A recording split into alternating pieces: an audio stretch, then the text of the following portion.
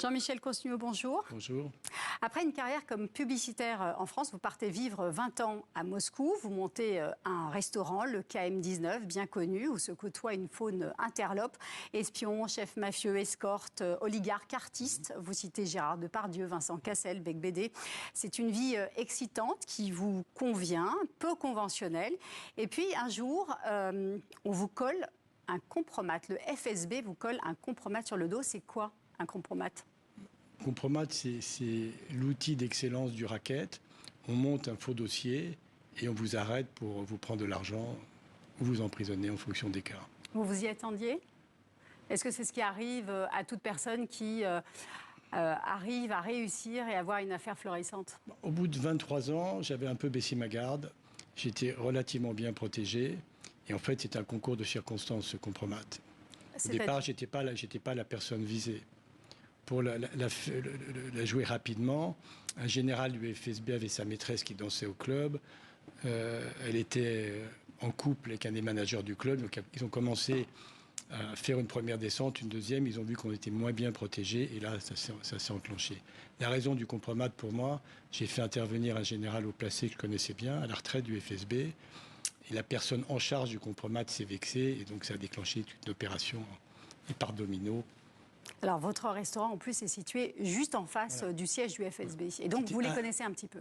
Oui, non, c'est un des restaurants. J'ai monté 22, 23 clubs, restaurants, des clubs rock, des discothèques. Donc, j'étais quand même relativement bien protégé et avec une bonne connaissance du milieu. Alors, dans votre livre, dans l'œil du FSB, aux éditions du Seuil, vous racontez aussi les rouages des services de renseignement. C'est une entité qui est tout sauf homogène, c'est une entité opaque, tentaculaire, avec en plus des conflits de génération. Racontez-nous ça. Oui, tout le monde pensait que le FSB est une entité homogène, ça ne l'est plus depuis longtemps. C'est un panier de crabes avec la course sur les postes, sur l'argent, et donc des guerres de clans, des guerres de génération. La nouvelle génération, je cite cette anecdote qui est vraie, c'était je crois il y a 5 ou 6 ans, une promotion de cadets du FSB qui viennent de récupérer leur diplôme, sont partis dans Moscou, volant de Bentley, Porsche, Mercedes, klaxonnant, rentrant dans les voitures de police et fait un vrai scandale. Poutine avait déclaré il faut bien que jeunesse se passe. En fait, ils avaient l'impression et la réalité qu'on leur avait donné les clés du royaume. Et donc, c'est un système qui cohabite avec la mafia. C'est mafieux. Oui, enfin, c'est pas cohabite. Il y a beaucoup. Poutine a monté son gouvernement et son pouvoir avec des associés mafieux. Et de toute façon, tout son système est un système mafieux. C'est-à-dire que l'argent remonte et l'intérêt de Poutine, à mon avis, ce n'est pas l'intérêt du pays, c'est l'intérêt de son clan et la sauvegarde de son régime. Et alors, il y a aussi, les frontières sont poreuses. Il y a aussi beaucoup de liens entre ce FSB et les oligarques. Oui, il y a un rapport consanguin. Oui, mais enfin, oligarque, je pense que ce n'est pas le bon terme parce qu'ils n'ont aucun pouvoir. C'est pas une oligarchie, là aussi, c'est plutôt une dictature plutocrate. Les oligarques sont en position d'otage. Tout ce qu'ils gagnent, 50% de leurs profits remontent au FSB. C'est un système de mafieux de territoire et de raquettes. Et on se nourrit sur la bête. Et vous-même, d'ailleurs, vous êtes protégé. En gros, vous avez quand même un parrain qui est là pour assurer plus ou moins la bonne marche des affaires. Ah oui, c'est le b.a.-ba. Quand je suis arrivé en Russie en 96, c'était vraiment... Il n'y avait plus d'État, il n'y avait plus rien. Donc il fallait avoir un parrain, qu'on appelle un krisha en russe, un toit, pour se faire protéger. Mais pareil, vu que tout évolue en fonction des rapports de force, un bon toit efficace peut être obsolète au bout de quelques années. Ils ne vous préviennent pas qu'il soit obsolète. Et donc, c'est quasi institutionnalisé parce que le krisha dont vous parlez, ce n'est pas juste un mot, ce n'est pas juste un toit en russe ou un parrain, c'est vraiment une institution, c'est un système. Oui, c'est à la fois un avocat, un procureur, un juge, quelqu'un qui règle les conflits quand il y a des problèmes de sécurité. Et ça va de toutes les grosses industries, toutes les boîtes françaises, les Auchan, etc., ont tous un protecteur, autrement ça ne peut pas fonctionner. Et donc, je voudrais quand même revenir à ce lien avec les oligarques, même si vous dites que pas tout à fait, mais très souvent, un membre du FSB peut se retrouver, par exemple, à la tête d'une grosse boîte comme Rosneft ou d'autres. Oui, enfin bon, Rosneft, c'est Sechin, c'est quand même un des hommes les plus puissants de Russie. C'est un ancien agent du FSB et c'est quelqu'un qui a privatisé à peu près un tiers du FSB pour son profit. c'est une longue explication, mais en fait, il a noyauté le GSU, qui est le service d'enquête, les juges, les procureurs. Donc, ils peuvent se permettre de monter des compromates et des opérations avec tout le système sous sa coupe. Mais ça peut monter très très loin, puisqu'il y a un ministre qui aussi a été inquiété par le FSB. Mais alors, est-ce que Poutine est au courant de tout ce qui se passe? Il est au courant de tout. Il est au courant. Au départ, je pensais que plein de choses se passaient sans son avis. Mais avec l'expérience, que ce soit l'assassinat de Nemtsov ou de Politskaya, rien ne peut se faire sans son accord. Mais comment, donc il est au courant de tout. Comment ce régime peut tenir avec des institutions aussi viciées? C'est un système complet de A à Z. Et tenir, c'est une façon de parler. Ils tiennent par la force et par tout l'argent des hydrocarbures. Le pétrole, c'est vraiment ce qui permet aussi à Poutine de tenir et à tout ce système de... C'est à la fois ce qui lui a permis de tenir et de récupérer en partie sa popularité après son élection en président. Le pétrole, à l'époque, des tournant entre 15 et 20 $, c'est monté jusqu'à 120, 130, 140, 150. Donc ce ruissellement d'argent a permis aux classes moyennes d'émerger et de remettre la Russie un peu dans la modernité en apparence. Mais dès que cet argent corruptible a commencé à s'effriter après les sanctions, ils ont refermé les portes. Et je dis, toutes les fenêtres de liberté qui s'étaient ouvertes ont commencé à se refermer les unes après les autres. Et la population, comment est-ce qu'elle perçoit ce système, ce pouvoir politique? C'est un grand mystère. Aujourd'hui, il était populaire tant que les classes moyennes progressaient.